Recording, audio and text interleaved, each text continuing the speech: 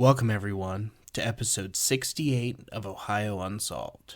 I'm your host, Matthew, and with Easter being this coming Sunday, I went online and I found some creepy Easter horror stories to share with you guys. So let's just hop right into this episode. Everyone sit back, make sure to lock your doors and windows, and get ready for the Ohio Unsolved Easter Special.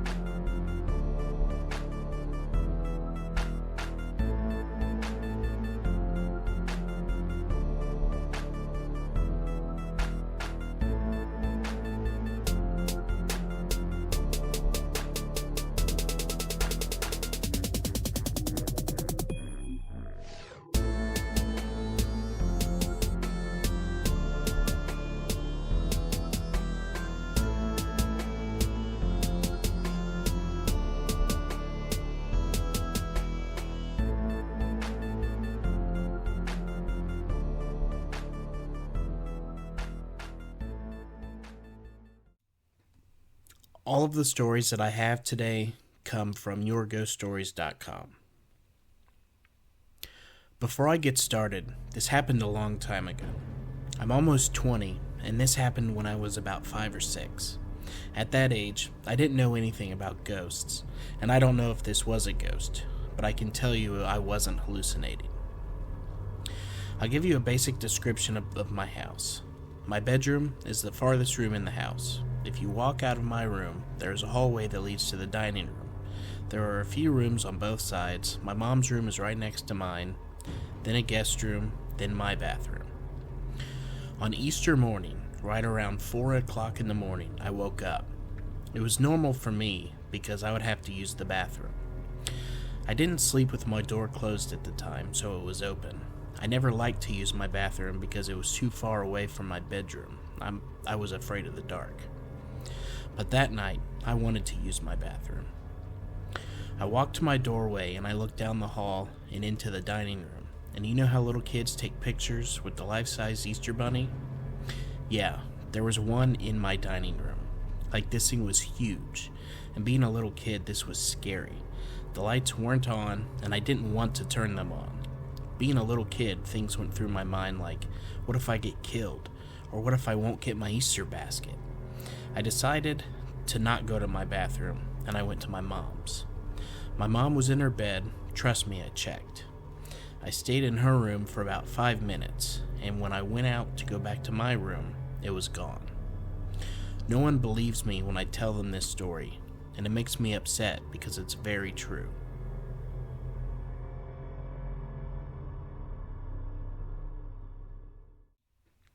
And now for our second story.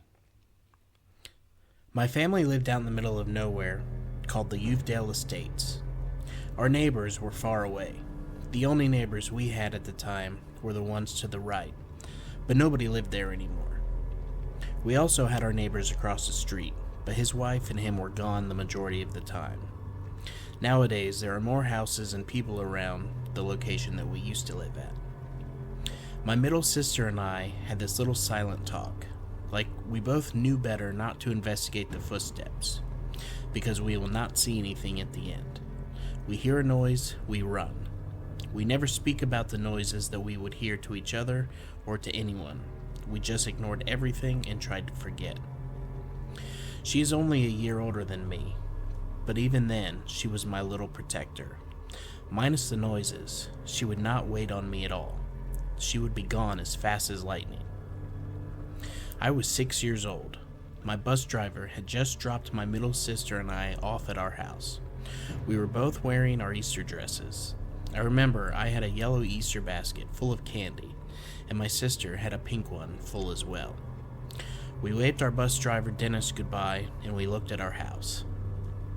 My mom usually greets us at the door, but she didn't do that this day.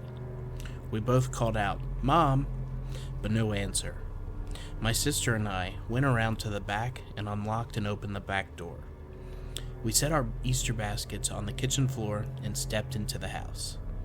We heard footsteps in our house.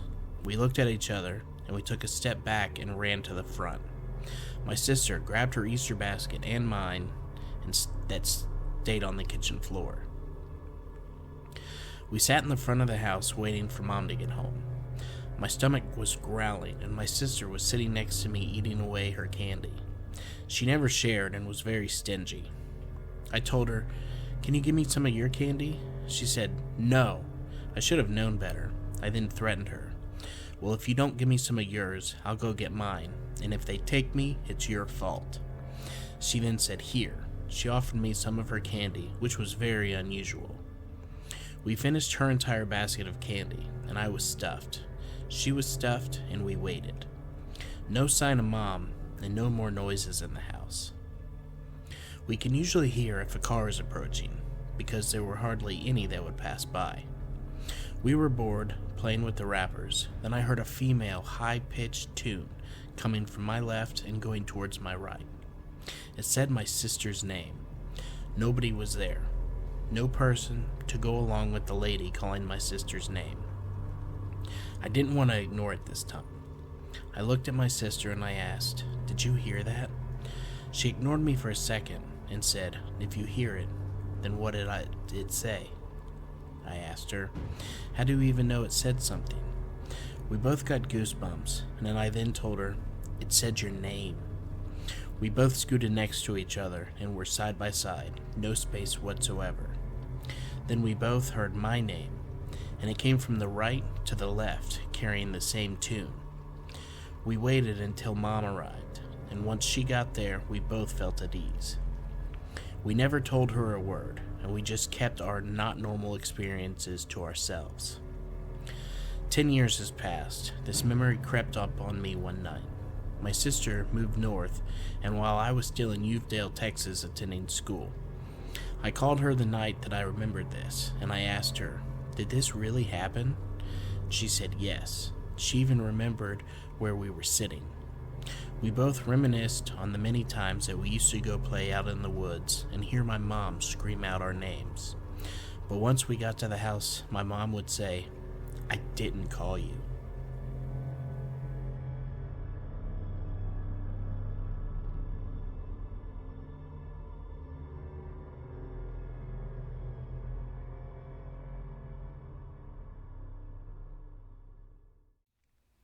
And now for story number 3.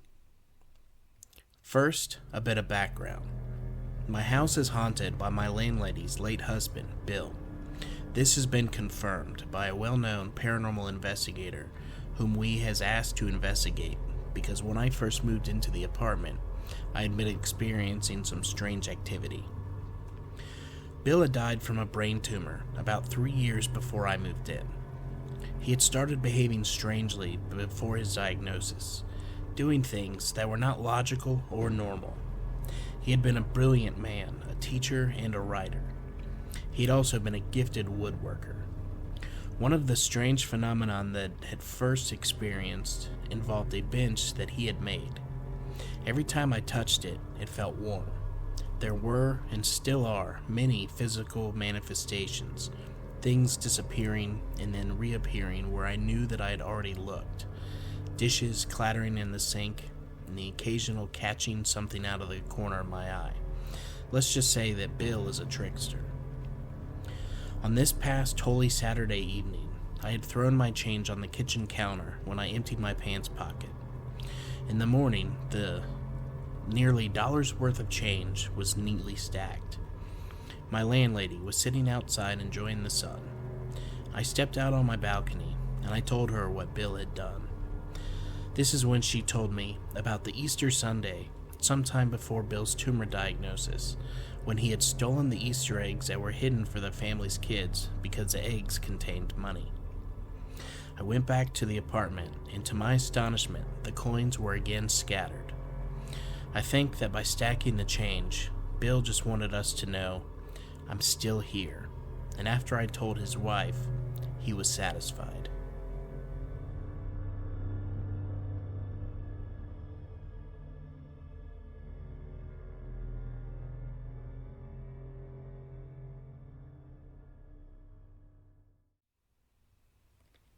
Now, story number 4. This happened last year. My daughter was home for Easter, but had to return to her apartment in Eau Claire that evening. It got to be late, so we decided that we'd better get her home. We left around 9 p.m. for a 2-hour drive. When we arrived, I helped her with her things, made certain that she made it inside safely, and I started the drive back home. Well, driving home in Wisconsin, Easter night, around 11 p.m., not really much for any kind of traffic. I was about halfway home, and as I was rounding a curve on the highway, I was startled to see 2 elderly people walking from out of the ditch, it seemed, and onto the side of the road. I noticed the woman was wearing a scarf around her head, tied under her chin, and the man wearing a ball cap. I could see them very well. My headlights shined on them long enough as I rounded that corner, and as I got a very good look at them, I passed by them and I started thinking, that seems really odd. Easter night, and from the time on my car clock just past midnight. It just didn't seem right. I decided that maybe they had some kind of trouble, maybe drove into the ditch or something, though odd that they didn't even attempt to flag me down. So I turned around to see if they were okay or needed help. I drove at least 2 miles past where I saw them, without running into another vehicle, and they were nowhere to be seen. I thought maybe there was a house that they could have walked to, but I searched that out very carefully too, and there were no houses even within 5 miles in either direction. They couldn't have possibly been picked up by anyone else, and certainly wouldn't have just walked into the woods. I'm not sure how to explain it, but it really freaked me out the rest of the way home.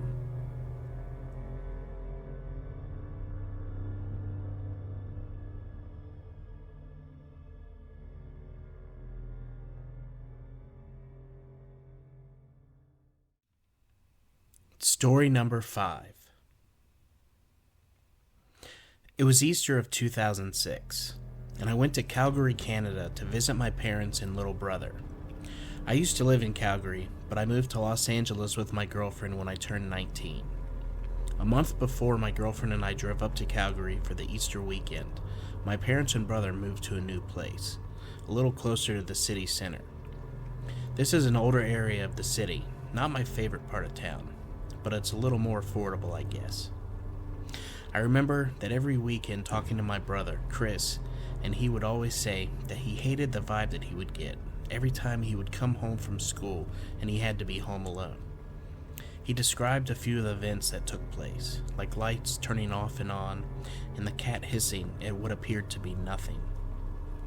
Well, he was right. The house was a little messed up.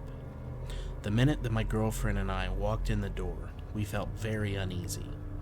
It felt like we were walking into a very angry environment.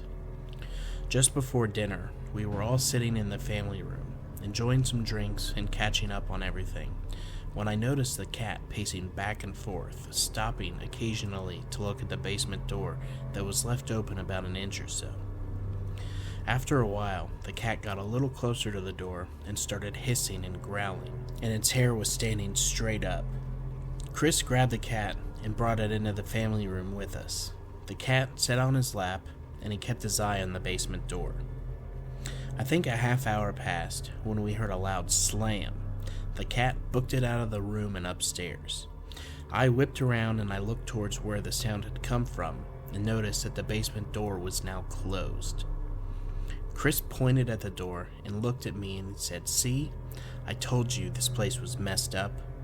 Then I remembered that Chris spends a lot of his time home alone. And this would definitely be pretty spooky if it was an everyday thing. The events that followed later that night were also quite eventful. My girlfriend and I were exhausted from our drive, so we decided to go to bed. I woke up around 2:30 a.m. and I noticed Jerry, my girlfriend, wasn't in bed. I got up to use the bathroom where I found her, with her face in the toilet bowl. I asked her if she was all right, and she replied yes, and then asked me if I could smell that. Confused, I asked her what she was talking about. She said, "That rotten smell. It's like rotting meat or garbage or something." I told her that I didn't smell anything, and I waited with her until she was able to go back to bed. After we got back into the bed, we heard the cat scurry up the stairs, followed by a prolonged creaking sound. Jerry and I both looked at each other for a moment, and then we heard a loud slam as we heard footsteps on the main floor, and I began to smell the faint odor of rotting meat. Jerry could also smell it. The footsteps made their way up the stairs, and the smell got worse. I remember looking over at her, and she had vomited on the comforter. When the footsteps reached the top of the stairs, the thing began to pass by our room. Jerry claims that she saw a large black figure pass by, but I didn't see anything. When the thing got to the end of the hall, we heard Chris yell, "Oh hell no, I'm getting so fucking sick and tired of this shit." Of course, the entire house was awake, and everyone rushed to Chris's room. He was out of bed, and he looked very disoriented and as pale as he could be. It was at this point that everyone in the house began feeling uncomfortable. There was a scraping sound that made its way back down the hall, down the stairs, and into the basement, followed by yet another slam of the door. The family agreed that we would go to a motel for the night. Chris looked around for the cat for about 20 minutes, while everyone got dressed and ready to go and couldn't find him. Dad told him that he'll be fine until morning, so we all got into the van and left. When we returned in the morning, the house was filled with a disgusting odor. We packed up as fast as we could and loaded everything into a U-Haul. My family came back down to Cali with us. They lived with us for about a month until they found a little house on the beach. My brother is living with Jerry and I, and yes, we found the cat. He's here safe and sound. For now, my Rottweiler Harley doesn't care for him too much.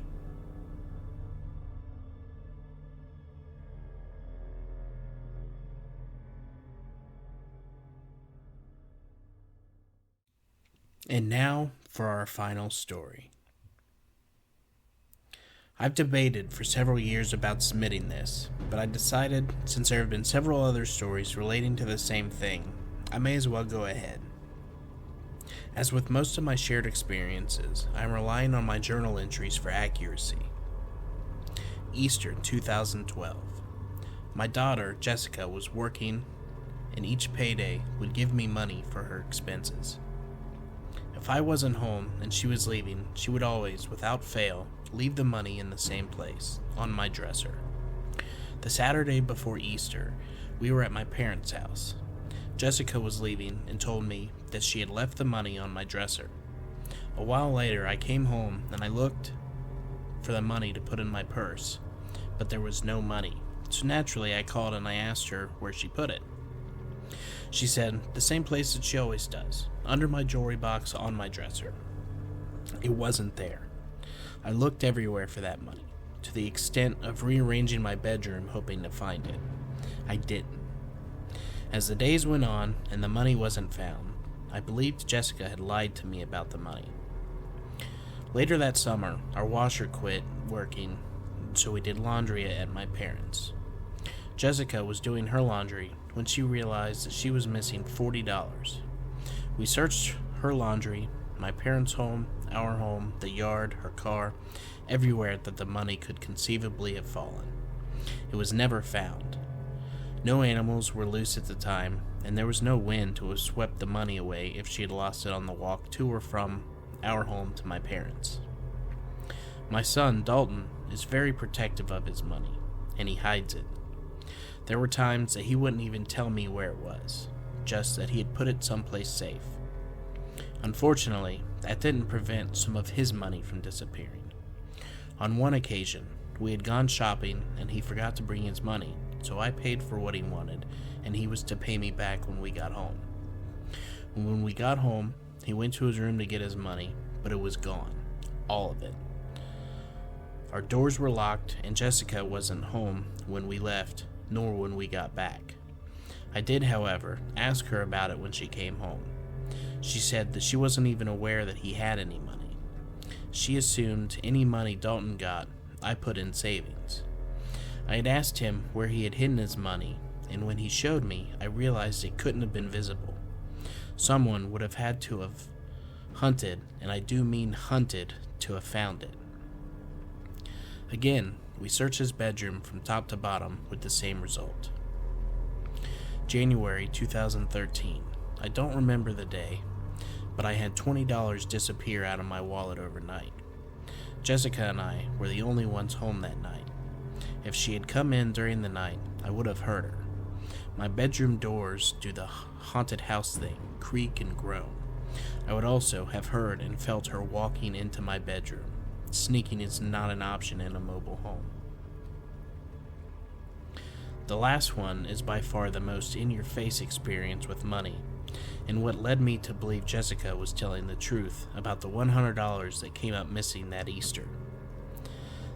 This one I'm taking straight from my journal, with minor editing of things that are not relevant. January 29th, 2013. When Jessica came home last night, she laid $90 on the printer for me. $70 was for me, and $20 was for me to give my dad for gas money she borrowed. This morning, I picked it up and I put it on the kitchen table next to my lunch. As Jessica was getting ready to leave, I asked her if the extra $20 was for Pawpaw or for me, because she owed me $1 trillion. She said yes, $20 was Pawpaw's, but at this point, I'm pretty certain I moved the money from one spot on the table to another. I do know for certain I picked up the money and all $90 was there.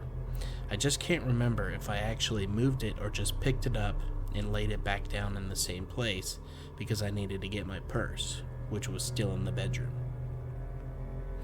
After getting my purse, I woke Dalton for school and we went about our normal routine. Money still clearly visible, fanned out laying flat on the kitchen table. Here's where it gets fuzzy. As I was getting ready to leave, I got my wallet out of my purse. Money still on the table. I could see two $20 bills and one $50 bill. But here's the crazy part.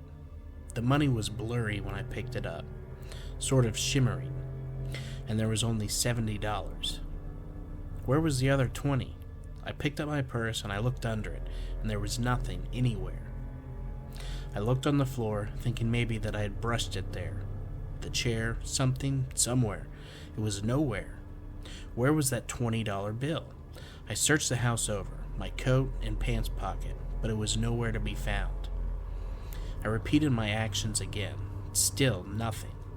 I was beyond shocked because I know that the money was there just a second before I picked it up. I saw it. Where, then, did it go? Then I did the typical, maybe I only thought I saw it scenario. On my way to work, I called Jessica and I asked her if by any chance she had dropped off Pawpaw's money to him, knowing two things. He wasn't up yet, and two, she wouldn't have done that. Jessica said the last time that she saw it when she laid it on the printer the night before. I called home and I asked Dalton to check the house and see if he saw it. No, not that he is a very reliable source. Then I thought this. Surely he wouldn't have picked it up and taken it, would he? So I asked him and he said no. Dalton has never taken paper money. Coins, yes, for extra lunch money, but he has never taken cash before, and after the dresser incident, Jessica started leaving the bill money on the living room or kitchen, places clearly visible to anyone. There were times Dalton would ask whose money it was, but he never picked up even $1. I could just not see him doing this.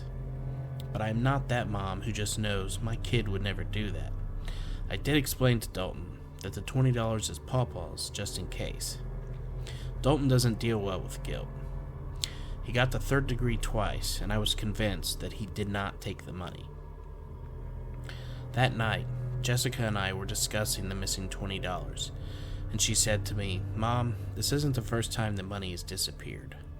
Didn't you have a 20 disappear a couple of weeks ago?" I had completely forgotten about that. And then she said, "And remember the $100 I laid on your dresser? And it disappeared?" You never believed me either, but I did lay it there, Mom. I admitted that I didn't believe her and apologized. While we were tallying up how much money had come up missing, and there was no logical, non-paranormal explanation, she said, "What do ghosts need money for anyway?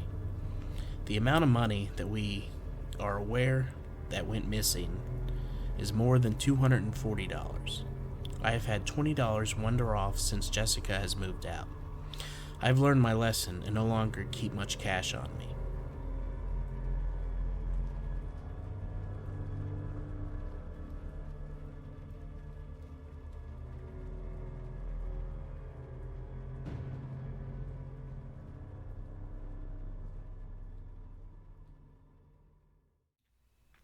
Well, that is going to do it for today.